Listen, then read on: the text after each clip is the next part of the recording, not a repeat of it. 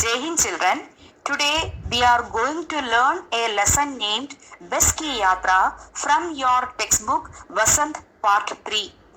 The author of the lesson is Mr. Harishankar Parsai, who is well known in Hindi literature. He has written this lesson in a very funny way. The writer is writing about a bus in which he is traveling in. At the same time, he is smoking and showing us the problems of transportation in the bus he is traveling in. He is also talking about the greediness and the corruption shown by the bus owners. The writer is trying to make us understand the pathetic condition of the bus in which he is traveling along with his companions.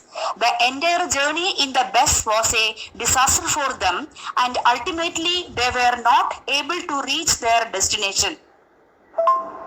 आज हम वसंत भाग 3 का तीसरा पाठ बस की यात्रा पढ़ेंगे। बस की यात्रा पाठ के लेखक है श्री हरिशंकर परसाई, जो हिंदी साहित्य के अमर साहित्यकार है। उन्होंने एक व्यंग्य शैली में इस पाठ को लिखा है। इस पाठ में जो बस है, इस बस के माध्यम से यातायात की समस्या और बस वालों की लालच पर एक व्यंग्य शैली में लिखा है। इस पाठ में लेखक ने अपनी एक यात्रा के बारे में बताया है।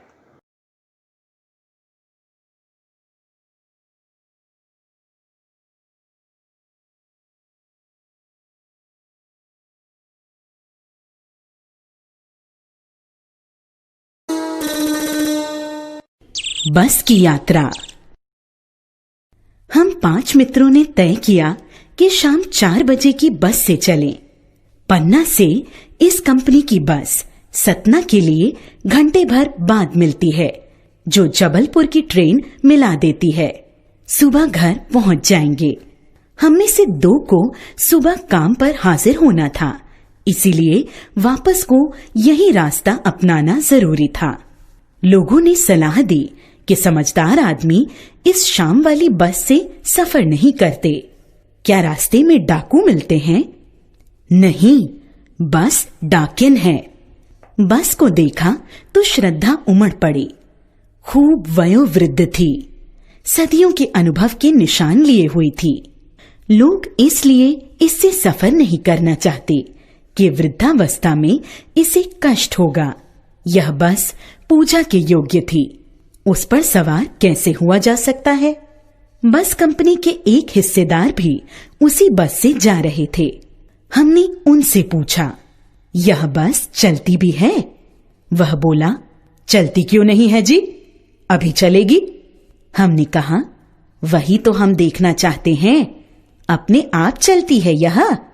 हाँ जी, और कैसे चलेगी? गजब हो गया, ऐसी बस अपने आप चलती है। हम आगा पीछा करने लगे।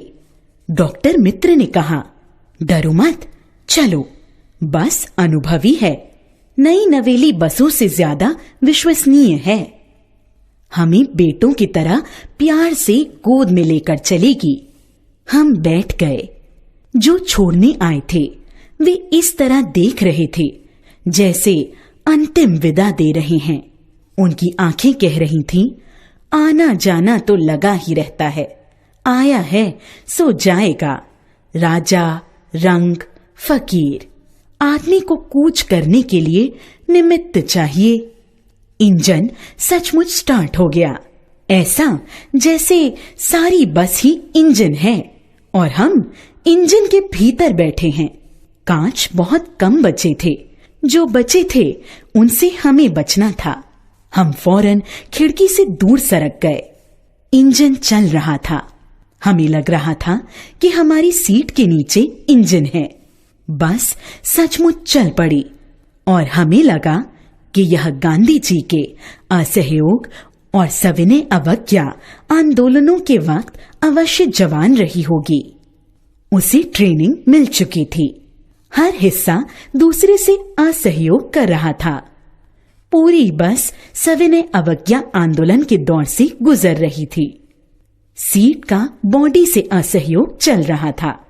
कभी लगता सीट बॉडी को छोड़कर आगे निकल गई है, कभी लगता सीट को छोड़कर बॉडी आगे भागी जा रही है।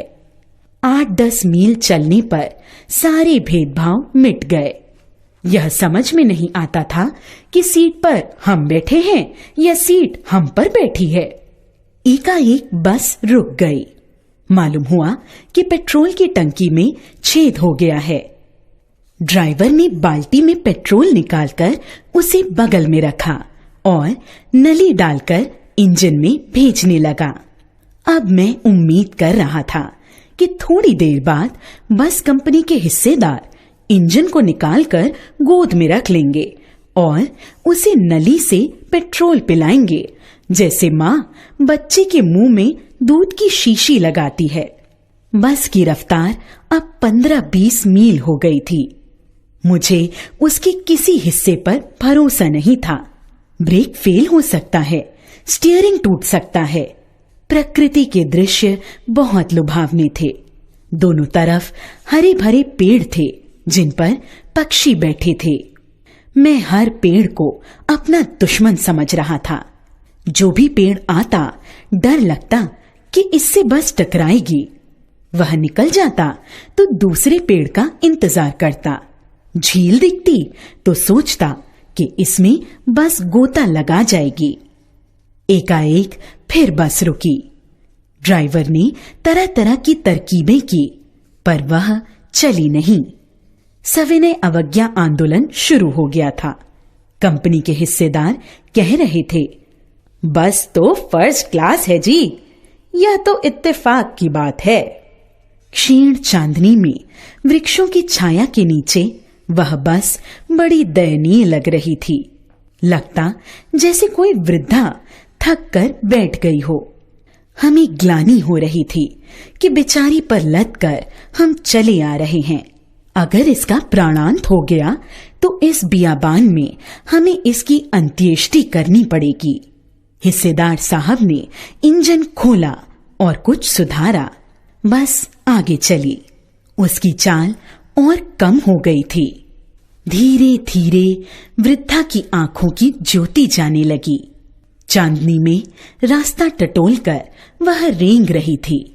आगे या पीछे से कोई गाड़ी आती दिखती तो वह एकदम किनारे खड़ी हो जाती और कहती, निकल जाओ बेटी, अपनी तो वह उम्र ही नहीं रही। एक पुलिया के ऊपर पहुंचे ही थे कि एक टायर फिस से करके बैठ गया। वह बहुत जोर से हिलकर थम गई। अगर स्पीड में होती तो उछलकर नाले में गिर जाती। मैंने उस कंपनी के हिस्सेदार की तरफ पहली बार श्रद्धा भाव से देखा। वह टायरों की हालत जानते हैं, फिर भी जान हथेली पर लेकर इसी बस से सफर कर रहे हैं। उत्सर्ग की ऐसी भावना दुर्लभ है। सोचा, इस आदमी के साहस और बलिदान की भावना का सही उपयोग नहीं हो रहा है। इसे तो किसी क्रांतिकारी आंदोलन का नेता होना चाहिए। अगर बस नाले में गिर पड़ती और हम सब मर जाते तो देवता बाहें पसारे उसका इंतजार करते।